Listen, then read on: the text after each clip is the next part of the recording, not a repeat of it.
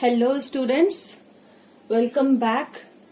In this video I am going to explain the respiratory system. We will learn about the process of respiration, the organs involved, location and functions. In this video up to larynx I am going to explain, which is also known as the upper respiratory tract. Dear students, before starting this topic, I would like to talk about two terms. First one is breathing and second one is respiration. Breathing and respiration, students understand that both are same, but biologically it is not so. Breathing is simply an exchange of gases where an organism takes in oxygen from the environment and releases carbon dioxide to the environment. Breathing is a physical process which involves inhalation and exhalation, whereas respiration is a complex process and it involves taking in of oxygen and using it to break down the food to release energy.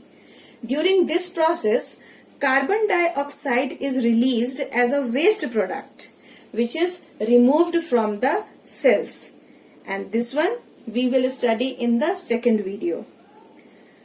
By knowing about breathing and respiration, we can say that breathing is a part of respiration. Now let's begin the process of respiration with the help of this diagram. Here I have written nostrils. We have one nose, and in one nose we have two holes. Those two holes are called as nostrils. So nose is the external part. It bears two nostrils.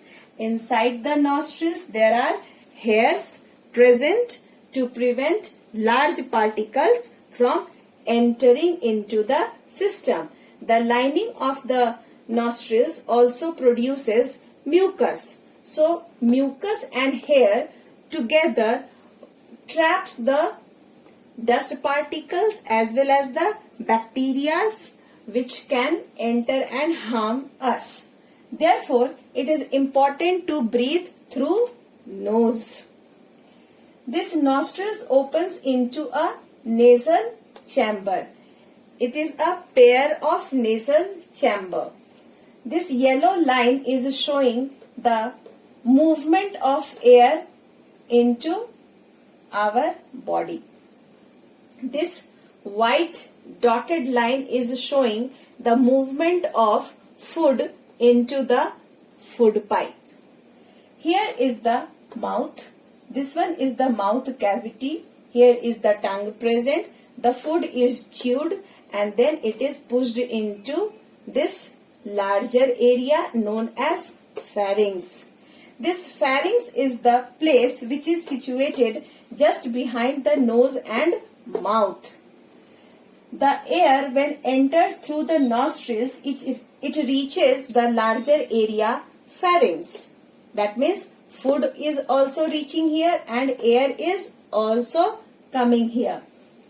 Now, this structure is very important one which has great role. This part is known as epiglottis. It is a flap-like structure which has the opening and closing mechanism. When the food is not in the mouth, then this epiglottis is in a standing condition. So it is opening the passage of air to come inside. When the food is in the mouth and it is being chewed and slowly it is going to be swallowed, then this epiglottis blocks the passage so that the food will not come by mistake also into the into the windpipe.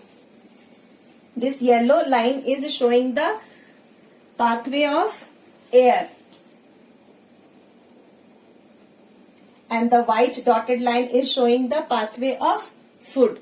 So this is the function of epiglottis.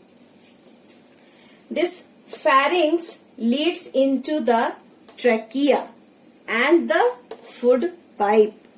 The entrance to the trachea is guarded by a flap called epiglottis. This epiglottis closes at the time of swallowing food.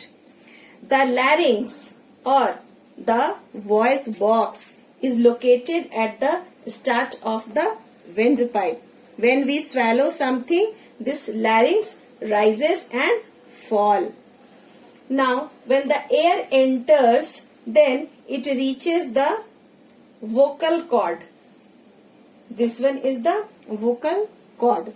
Here, the air expelled forcefully through the vocal cords vibrates it and then produces sound.